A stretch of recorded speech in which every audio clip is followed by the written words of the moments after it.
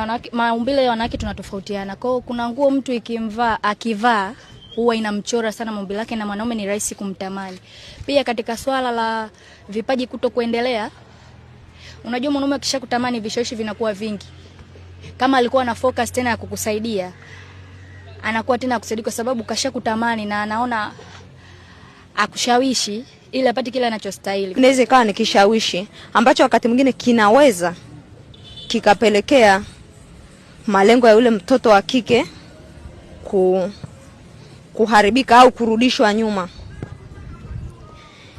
Ila sio kwa 100%, kwa sababu kila sehemu mwanamke huwa anashawishi. Kila kitu ni kile kile. Nguo tunazozivaa hapa ndo zinazovaliwa ulimwengu mzima, ndo nguo za michezo hizo. Cha kufanya ni kuzidi tu kuwapa watoto wa kike elimu ya kujitambua na ni nini cha kufanya, kwa sababu hata angekuwa nyumbani angeweza kutamanika vile vile.